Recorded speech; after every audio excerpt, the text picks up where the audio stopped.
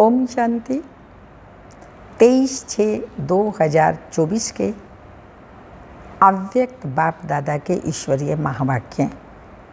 Revise है 19/3/2000। मुरली की heading है निर्माण और निर्माण के बैलेंस से, निर्माण और निर्माण के बैलेंस से दुआओं का खाता जमा करो।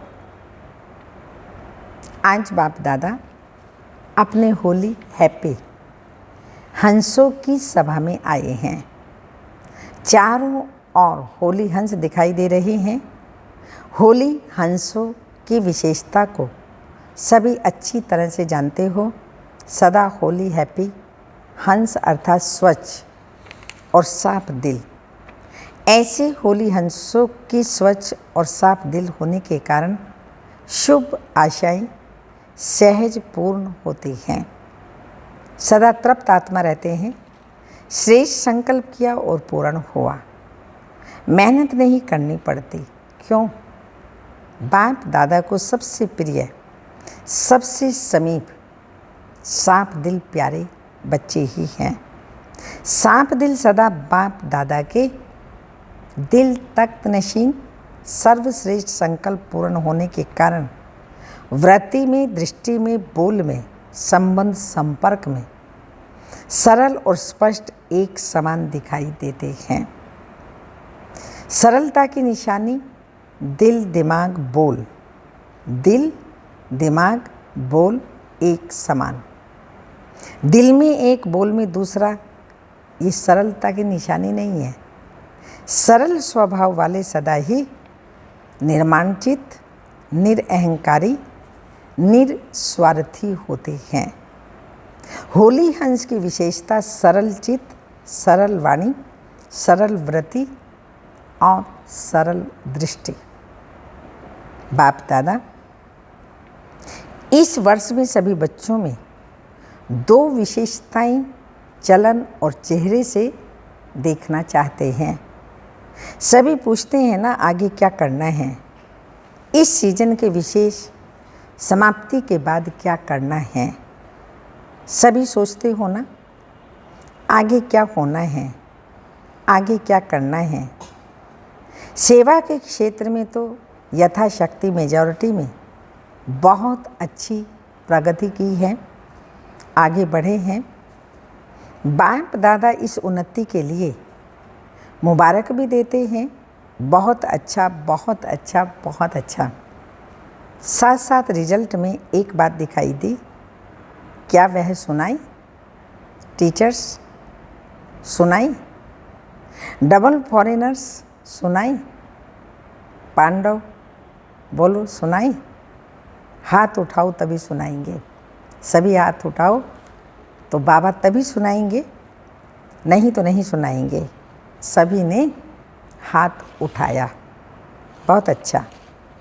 एक बात क्या देखी, क्योंकि आज वतन में बाप दादा की आपस में रूढ़ियान थी।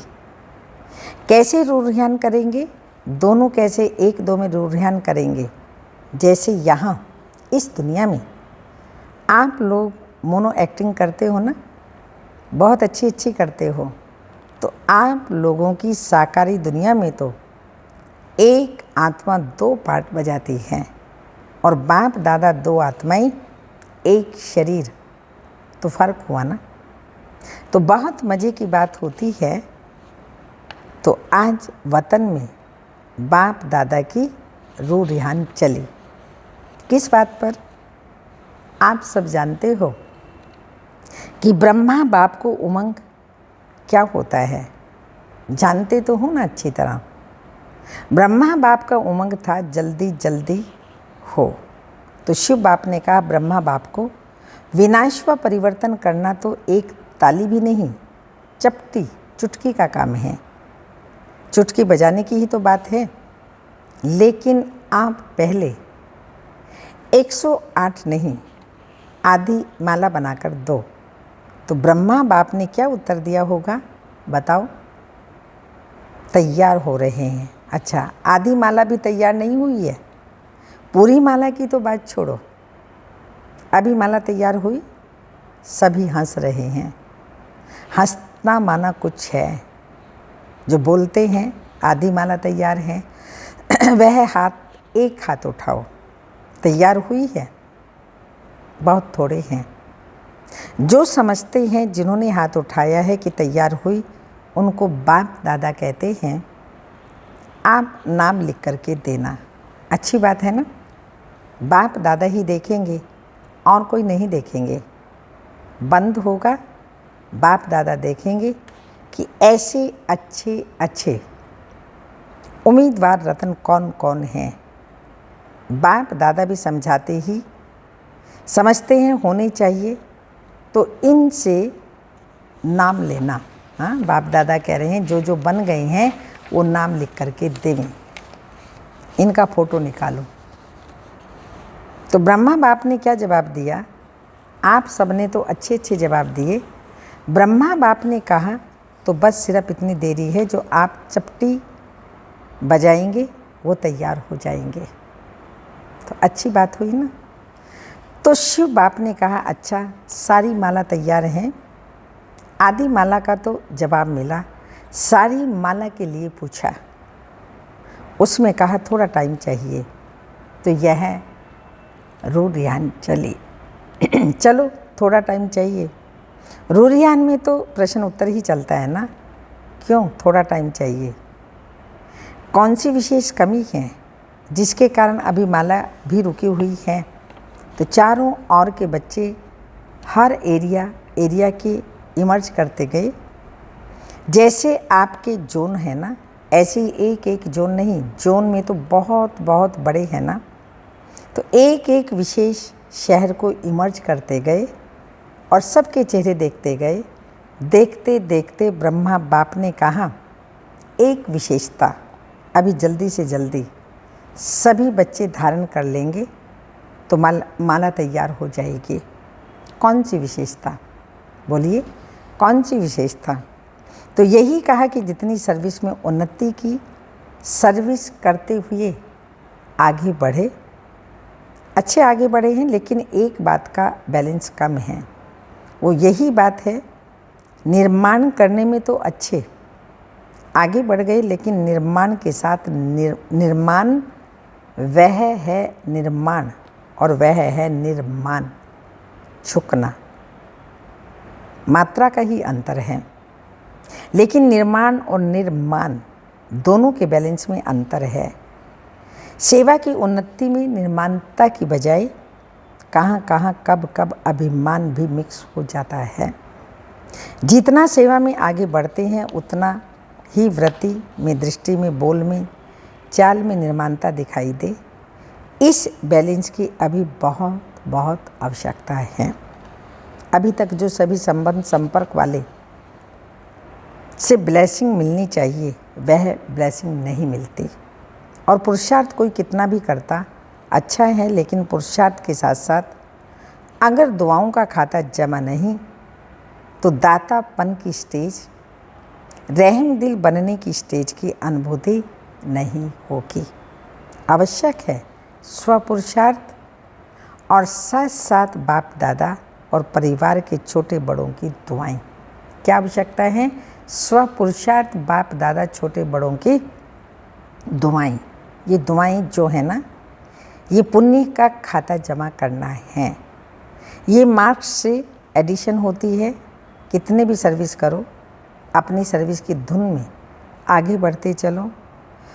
लेकिन बाप दादा सभी बच्चों में ये विशेषता देखना चाहते हैं कि सेवा के साथ निर्माणता मिलन अनुसार ये पुण्य का खाता जमा होना बहुत बहुत आवश्यक है। फिर नहीं कहना कि मैंने तो बहुत सर्विस की, मैंने तो यह किया, मैंने तो यह किया, मैंने तो यह किया, लेकिन नंबर पीछे क्यों? इसलिए बाप दादा पहले से ही इशारा देते हैं कि वर्तमान समय ये पुण्य का खाता बहुत बहुत जमा करो। ऐसा नहीं सोचो ये तो है ही ऐसा, ये तो बदलना ही नहीं है। जब प्रकृति को बदल सकते हो, एडजस्ट करेंगे ना प्रकृति को, तो क्या ब्राह्मण आत्मा को एडजस्ट नहीं कर सकते हो? अगेंस्ट को एडजस्ट करो। यह है निर्माण और निर्माण का बैलेंस। सुना? लास्ट में होमवर्क तो देंगे ना, कुछ तो होमवर्क मिलेगा ना। तो बाप दादा आने वाली सीजन में आएगा, लेकिन कंडीशन डालेगा। आएगा लेकिन कंडीशन डालेगा। देखो, साकार का पार्ट भी चला, अव्यक्त पार्ट भी चला। इतना समय अव्यक्त पार्ट चलने का स्वप्न में भी नहीं था। तो दोनों पार्ट अनुसार चले। अब कोई तो कंडीशन डालनी पड़ेगी ना, या नहीं? क्या राय है? क्या ऐसे ही चलता रहेगा? क्यों? आज वतन में प्रोग्राम भी पूछा तो बाप दादा की रुझान यह भी चला कि यह ड्रामा का पार्ट कब तक? क्या कोई डेट है? देहरादून की प्रेम बहन से जन्म पत्री सुनाओ, कब तक? अभी यह क्वेश्चन उठा, कब तक? तो लेकिन आदि आदि के लिए 6 मास तो है ही ना। 6 मास के बाद दूसरी सीजन शुरू होती है। तो बाप दादा रिजल्ट देखना चाहते हैं। दिल साफ, कोई भी दिल में पुराने संस्कार का अभिमान, अपमान की महसूसता का दाग नहीं हो। बाप दादा के पास भी दिल का चित्र निकालने की मशीनरी है। यहाँ एक्सरे में ये स्थूल दिल दिखाई देता है ना, तो वतन में दिल का चित्र बहुत स्पष्ट दिखाई देता है। कई प्रकार के छोटे बड़े दाग ढीले स्पष्ट दिखाई देते हैं। आज होली मनाने आई हो ना? लास्ट टर्न होने के कारण पहले होमवर्क बता दिया, लेकिन होली का अर्थ औरों को भी सुनाते हो कि होली मनाना अर्थात बीती सो बीती करना। होली मनाना अर्थात दिल से कोई भी छोटा बड़ा दाग नहीं रहना, बिल्कुल साफ दिल, सर्व प्राप्ति संपन्न। बाप दादा ने पहले भी सुनाया है कि बाप दादा का बच्चों से प्यार होने के कारण एक बात अच्छी नहीं लगती है, वह है मेहनत बहुत करते हैं। अगर दिल साफ हो जाए तो मेहनत नहीं, दिलाराम दिल में समाया रहेगा और आप दिलाराम के दिल में समाये हुए रहेंगे।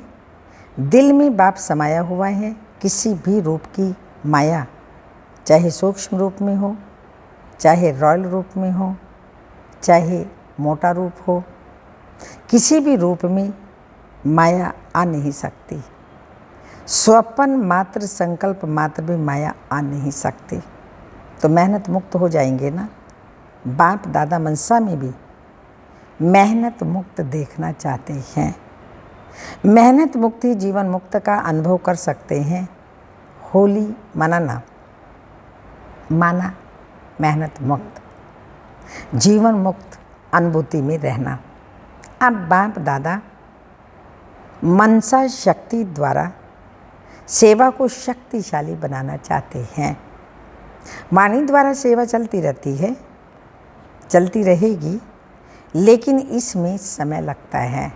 मनसा को पावरफुल बनाना, मनसा को क्लीन क्लियर बनाना और फिर मनसा सेवा करना। बाबा ने कहा इसमें मेहनत लगता है, समय कम है, सेवा अभी भी बहुत है। रिजल्ट आप सबने सुनाई, अभी तक 108 की माला भी निकाल नहीं सकते। 16,000, 9 लाख, ये तो बहुत दूर हो गए। इसके लिए फास्ट विधि चाहिए। पहले अपनी मनसा को श्रेष्ठ स्वच्छ बनाओ, 1 सेकंड भी व्यर्थ नहीं जाए।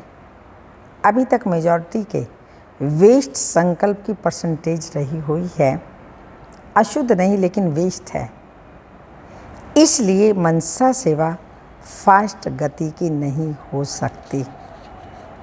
अभी होली मनाना अर्थात मनसा को व्यर्थ से भी होली बनाना। होली मनाई, मनाना अर्थात बनना। दुनिया वाले तो भिन्न भिन्न रंगों से होली मनाते हैं, लेकिन बाप दादा सब बच्चों के ऊपर दिव्य गुणों की, दिव्य शक्तियों के, ज्ञान गुलाब के रंग डाल रहे हैं। आज वतन में और भी समाचार था। एक तो सुनाया रुझान का, दूसरा यह था कि जो भी आपके अच्छे अच्छे सेवा साथी एडवांस पार्टी में गए हैं, उन्हों का आज वतन में होली मनाने का दिन था। अब सबको भी जब कोई मौका होता है तो याद तो आती है ना। तो अपनी दादियों को, सखियों को, पांडव की याद तो आती है ना। बहुत बड़ा ग्रुप हो गया है एडवांस पार्टी का। अगर नाम निकालें तो बहुत हैं। तो वतन में आज सब प्रकार की आत्माएं होली मनाने आई थी। सभी सब एडवांस पार्टी की आत्माएं वतन में होली मनाने आई थी। सभी अपनी अपनी पुरुषार्थ की प्रारब्ध प्रमाण भिन्न भिन्न पार्ट बजा रहे हैं। एडवांस पार्टी का पार्ट अभी तक गुप्त है, सब जानते नहीं है। एडवांस पार्टी की आत्माएं हैं, ये श्रेष्ठ आत्माएं, कोई नहीं जानता। आप सोचते हो ना क्या कर रहे हैं, वह आप लोगों का आह्वान कर रहे हैं। जल्दी जल्दी तैयार हो जाएं हम सभी, हम भी चलें अपने वतन की ओर, क्योंकि एडवांस पार्टी हम सबका आह्वान कर रहे हैं कि संपूर्ण बन दिव्य जन्म द्वारा नई सृष्टि के निमित्त बनो। सभी अपने पार्ट में खुश हैं। ये स्मृति नहीं है कि हम संगम युग में आए हैं। दिव्यता है, पवित्रता है, परमात्म लगन है, लेकिन ज्ञान क्लियर इमर्ज नहीं है। न्यारापन है, लेकिन अगर ज्ञान इमर्ज हो जाए तो सभी भाग करके मधुवन में तो आ ही जाए ना। लेकिन इन्हों का पाठ न्यारा है, ज्ञान की शक्ति है, शक्ति कम नहीं हुई।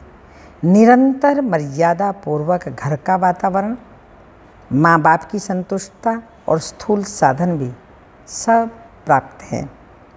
मर्यादा में बहुत पक्के हैं, नंबरवार तो हैं ही, लेकिन विशेष आत्माएं पक्के हैं। महसूस करते हैं हमारा पूर्व जन्म और पुनर्जन्म महान रहा है और रहेगा। फीचर्स भी सभी के मेजॉरिटी एक रॉयल फैमिली की तृप्त आत्माएं हैं। भरपूर आत्माएं, हर्षित आत्माएं और दिव्य गुण संपन्न आत्माएं दिखाई देते हैं। यह तो हुई उन्हों की हिस्ट्री। लेकिन वतन में क्या हुआ, होली कैसे मनाई? आप लोगों ने देखा होगा कि होली में भिन्न भिन्न रंगों के सूखे रंग थालियां भर करके रखते हैं। तो वतन में भी जैसे सूखा रंग होता है ना, ऐसे बहुत महीन चमकते हुए हीरे थे, लेकिन बोझ वाले नहीं थे। जैसे रंग को हाथ में उठाओ तो हल्का होता है ना, ऐसे भिन्न भिन्न रंग के हीरों की थालियां भरी हुई थी। तो जब सब आ गए तो वतन में स्वरूप कौन सा होता है, जानते तो हो ना, लाइट का ही होता है ना, देखा है ना। तो लाइट की प्रकाश में काया तो पहले ही चमकती रहती है। तो बाप दादा ने सभी को अपने संगमयुगी शरीर में इमर्ज किया। जब संगमयुगी शरीर में इमर्ज हुए तो एक दो में बहुत मिलन मनाने लगे। एडवांस पार्टी के जन्म की बातें भूल गए और संगम की बातें इमर्ज हो गई। तो आप समझते हो, संगम युग की बातें जब एक दो में करते हैं तो कितनी खुशी में आ जाते हैं। बहुत खुशी में एक दो से लेन देन कर रहे थे तो बाप दादा ने देखा ये बड़े मौज में आ गए हैं, तो मिलने दो इन्हों को।